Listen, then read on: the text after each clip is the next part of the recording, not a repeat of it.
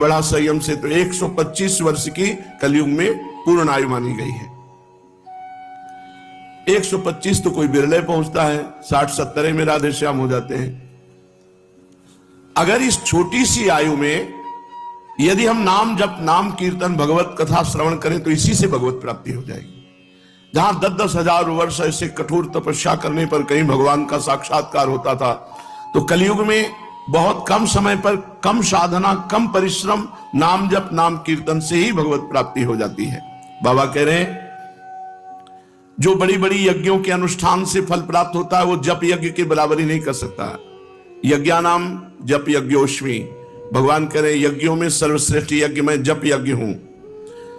और यज्ञों में तो ये देखना होता है कि यज्ञ करता सर्वांग पुष्ट होना चाहिए, पवित्र होना चाहिए। लेकिन नाम जप में पुरुष नपुंसक नारीवा जीव चराचर कोई, सर्व भाव भज कपट तज मोहि परम प्रीश होए। कपट का त्याग करके जो भगवान का भजन करते हैं, चाहे जिस भाव से भजन करो, भगवान हमारे पिता हैं, भगवान हमारी माता हैं, भगवान हमारे मित्र हैं, भगवान हमारे पुत्र हैं, भगवान हमारे पति हैं, जिस भाव से चाहो, सर्व भाव भज कपट तज मोहि परम प्रीश होए। इसलिए चाहे बालक हो, चाहे बूढ़ा हो, चाहे रोगी हो, चाहे स्त्री हो, चाहे कोई भी हो, भगवान नाम सबको परम पद प्रदान करने में समर्थ है। तो कलयुग में भगवान नाम, कलयुग केवल नाम आधारा, सुमिर सुमिर नर उतर ही पारा। मैं अपने अनुभव की बात कहता हूं कि इस कलयुग में भगवान नाम जप और ब्रह्मचर्य, ये दो से सब कुछ प्राप्त हो सकता है। पूज्य पादुड़िया बाबा जी कहते हैं, मैं अपने अनुभव की बात कहता हूं, इस कलयुग में भगवान नाम जप और ब्रह्मचर्य, जितेंद्रियता, इससे सब कुछ प्राप्त हो जाएगा। तत्व ज्ञान कलयुग में प्राप्त करना बहुत कठिन है, पर नाम जापक को तत्व ज्ञान भी हो जाएगा। तत्व ज्ञान परम पवित्र हृदय वालों के ही हृदय में स्फुरित होता है और नाम जप से हृदय परम पवित्र हो जाता है। समस्त पवित्रताओं का स्वरूप है कि संसार का चिंतन ना हो, प्रभु का चिंतन हो। आपका हृदय पवित्र हो गया, इसकी पहचान अब संसार का चिंतन नहीं होता, अब प्रभु का चिंतन होता है। सबसे कठिन कार्य है भगवान नाम जप करना। बुद्धि को पवित्र करने वाला, तत्व ज्ञान प्राप्त कराने वाला, भगवत प्रेम प्रदान करने वाला और परम कल्याण करने वाला एकमात्र कलयुग में भगवान नाम है। जो पकड़ पाओ तो पकड़ लो, खूब राधा राधा राधा राधा जपो, इससे तुम्हारा सर्व प्रकार से मंगल हो जाएगा। जिस दिन हमारी जिह्वा पे नाम आया, उसी दिन नामी भगवान हमारे साथ हो गए। विश्वास करो, यदि मुख में नाम चल रहा है तो भगवान तुम्हारे साथ है। मुख में हो राम नाम, राम तेरे हाथ में, वो बंदे तू अकेला नहीं, राम तेरे साथ में। अगर नाम जप कर रहे तो भगवान तुम्हारे हाथ में हो। अखिल कोटि ब्रह्मांड नायक परात्पर प्रभु वश में हो जाते हैं उस नाम जापक के, जो एकमात्र भगवान के नाम का ही आश्रय लिए है। सुमिरि पवन सुत पावन नामू, अपने बस करि राखे रामू। राम कृष्ण हरि शिव नाम अनंत हैं, पर सब हमारे भगवान के नाम हैं और सब समान फल देने वाले हैं। जिनकी भगवान नाम में रुचि नहीं है, उनको जबरदस्ती नाम जपना चाहिए। पाप के कारण नाम में रुचि नहीं होती, इसलिए पहले रुचि में, आनंद में ये मन एकाग्रता से लगता है कि नहीं, इसमें नहीं फंसना चाहिए। रुचि है कि नहीं है, आनंद मिल रहा है कि नहीं मिल रहा है, एकाग्रता मन की है कि नहीं, ये सब बातें छोड़ो। आपको केवल संख्या पूरी करनी है। नवीन साधक को एक संख्या गुरु से निश्चित करा लेनी चाहिए। 51 माला, 61 माला, 21 माला, 31 माला। अब आपको केवल वो नौकरी पूरी करनी है, मुझे 31 माला पूरी करनी है, बस। आनंद आवे ना आवे, मन लगे ना लगे, रुचि हो ना हो, अब हमको आज्ञा पालन करनी। तो आप कुछ दिन में देखेंगे नाम भगवान आपकी अरुचि को नष्ट कर देंगे, चंचलता को नष्ट कर देंगे। आपका मन एकाग्र होने लगेगा, नाम में रुचि आने लगेगी, और नाम में रुचि, मन एकाग्र, तो आनंद अपने आप आने लगेगा। अभ्यास करने वालों को नींद बहुत सताती है। ऐसे चाहे नींद ना आवे, लेकिन जहां जप में बैठोगे तहां जमुआई आने लगेगी, नींद आने लगेगी। चूक गए तो नींद में पहुंच गए। इस निद्रा रूपी दोष को जड़ से उखाड़ देना है, बाबा कह रहे हैं। ये तभी हो सकती है जब भरपूर नींद लो। 5 घंटे सो, 24 घंटे में 5 घंटे बहुत ज्यादा हो जाते हैं। 6 घंटे 7 घंटे बहुत श्रम करने वाले के लिए, इसके ऊपर तो प्रमादी है, निंदनीय है जो 6-7 घंटे के ऊपर सोता है।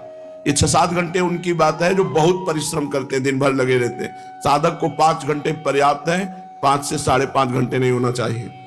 अच्छे साधक तो 3 घंटे में अपना समय पूरा कर लेते हैं नींद का। जो नींद को समय दिया उसके अलावा फिर नींद को समय मत दीजिए, उससे लड़िए। नींद से लड़ा जाता है।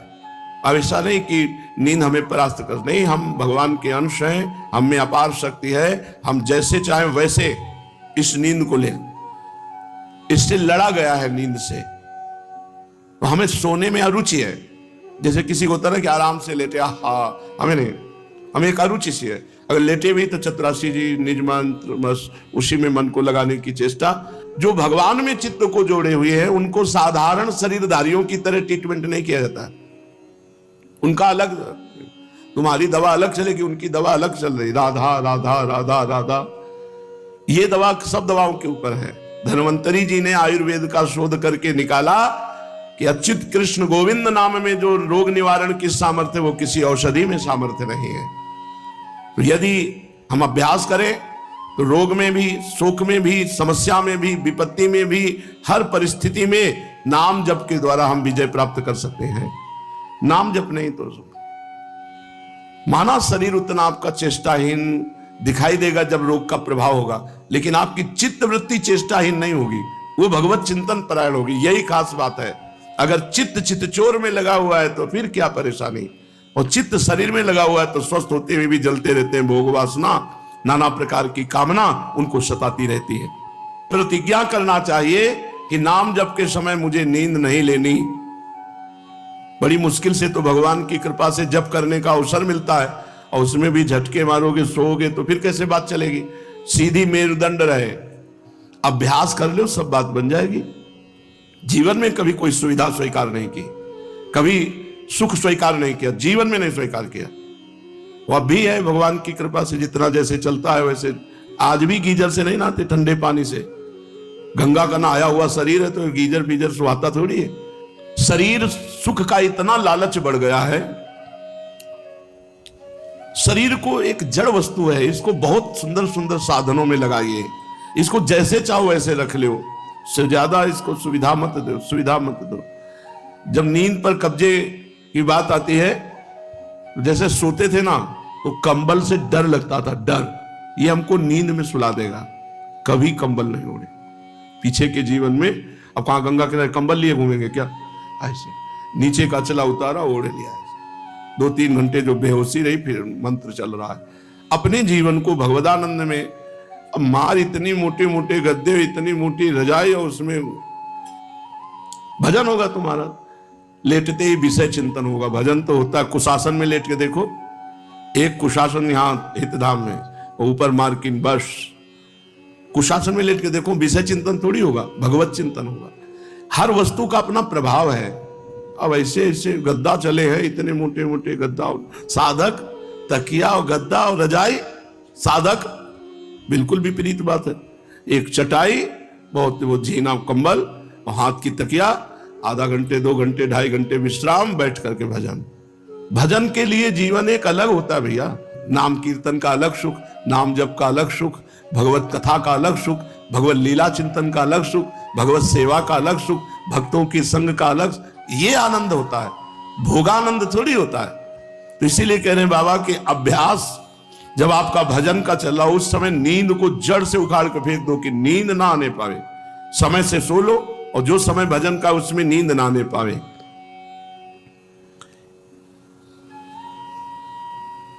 जोई नाम से ही कृष्ण भज निष्ठा करी, नामेर सहित आछे आपन श्री हरि। जो भगवान का नाम है वही कृष्ण साक्षात है। ये बाद में नाम जपते रहो, तुम खुद अनुभव कर लोगे कि कृष्ण नाम साक्षात कृष्ण है, राधा नाम साक्षात राधा किशोरी जी है। भगवान के स्वरूप में नाम जापक का प्रेम हो जाता है, पर नाम में प्रेम होना कठिन होता है। नाम में प्रेम हो गया तो भगवान के स्वरूप में प्रेम हो जाएगा। बहुत महिमा नाम की है। और सही पूछो, माया ऐसे प्रपंच फैला देती है धार्मिक साधनों की कि नाम में रुचि पैदा करने का समय ही नहीं रह जाता। बोले अमुक कार्य है, अमुक धर्मानुष्ठान है, बस वो एक बाहरी बातों में, नाम जप में नहीं। सच्ची कहते हैं लाखों में कोई एक होगा जो नाम जप का नियम लिए होगा। लाखों साधन करने वालों में कोई एक होगा जो नाम जप का नियम लिए होगा। नहीं ऐसे ही समय बहता चला जा रहा है काल के प्रवाह में, ये करना है, वो करना है, ऐसा है, उस संगोष्ठी में जाना है, वहां ये कार्य कर। नाम जप अंदर से निरंतर चिंतन बहुत कठिन बात है। जब तक नाम जप में रुचि नहीं होगी तो भगवान के स्वरूप में प्रेम नहीं होगा। अपना यश कीर्ति प्रभाव इस पर चिंतन होता है। जिसने बहुत दिन तक गुरु की सेवा नहीं की उसे नाम में प्रेम नहीं हो सकता। असली में गुरु भक्त के ही हृदय में नाम प्रेम जागृत होता है। जिसने बहुत समय तक गुरु सेवा की हो तो उसे नाम प्रेम प्राप्त हो जाएगा और नाम से भगवान के स्वरूप की अनुभूति हो जाती है। नाम का स्मरण प्रेममय कर देता है। नाम का स्मरण किए बिना रहा न जाए, यही खास बात है। जब इष्ट नाम में प्रेम हो जाता है तो नाम लेने के साथ साथ आंसू बहने लगते हैं और एक बेहोशी सी आने लगती है। जब आंसू आने लगे और बेहोशी आने लगे नाम जप में, नाम जप का ही केवल होश रह गया और सब बेहोशी, तो समझना चाहिए अब नाम का नशा चढ़ रहा है। जैसे भगवान का भक्त स्मरण करता है ऐसे भक्त का भगवान भजन करते हैं, भगवान स्मरण करते हैं। देखो एक और श्री किशोरी जो कृष्ण कृष्ण कृष्ण, तो दूसरी ओर श्री कृष्ण राधा राधा राधा ऐसा रखते हैं। पूज्य बाबा कह रहे हैं इससे निश्चय होता है कि यदि आप भगवान का स्मरण करेंगे तो भगवान आपका स्मरण करेंगे। और जब बिसरी हो ना बिसारी हो ये स्थिति आ गई तो अब दूसरे की कोई बात ही नहीं रह गई, केवल भगवदानंद। चलते हैं श्रीमद् भागवत महापुराण, प्रसंग चल रहा है मिथिलाधिपति विदेहराज जनक जी महाराज नौ योगीश्वरों से प्रश्न करते हैं। यानि यानि कर्माणि यैर्यैः स्वच्छन्द जन्मभिः चक्रे करोति कर्ता वा हरिस्तानि ब्रुवन्तु नः। राजा निमि ने पूछा, महाराज नौ योगीश्वरों, भगवान स्वतंत्रता से अपने भक्तों की भक्ति के बस होकर, अपने भक्तों की भक्ति के बस होकर अनेकों प्रकार के अवतार ग्रहण करते हैं, अनेकों लीलाएं करते हैं। आप लोग कृपा करके भगवान की उन लीलाओं का वर्णन कीजिए जो वे अब तक कर चुके हैं, कर रहे हैं या आगे करेंगे। द्रुमिल जी महाराज सातवें योगीश्वर बोले, यो वानन्तस्य गुणानन्ता ननु क्रमिष्यन् सतु बाल बुद्धि रजांसि भूमेर्गणयेत् कथंचित् कालेन नैवाखिल शक्ति धाम्नः। महाराज विदेहराज भगवान अनंत हैं और भगवान के गुण भी अनंत हैं। जो ये सोचता है कि मैं भगवान के गुणों का पार पा जाऊंगा, या वो मूर्ख है या बाल बुद्धि, वो अभी बालक बुद्धि है। यह तो संभव है कि कोई किसी प्रकार से पृथ्वी के धूल कणों को गिन ले, असंभव है पर ऐसा हो सकता है कोई कर ले। भला धूल कणों को कैसे कोई गिन सकता है? परंतु समस्त शक्तियों के आश्रय भगवान के अनंत गुणों का कोई कभी भी किसी भी प्रकार से पार नहीं पा सकता। भगवान ने अपने आप को पृथ्वी के रूप में, देखो पृथ्वी भी भगवान बने, जल भी भगवान बने, अग्नि भी भगवान बने, वायु भी भगवान बने, आकाश भी भगवान है। सबसे पहले भगवान ने अपने को इन पांच भूतों के रूप में रचा और अपने आप से अपने आप में सृष्टि की है, किसी दूसरे की नहीं। ये आप स्वयं ही बने हुए हैं, पृथ्वी जल अग्नि वायु आकाश।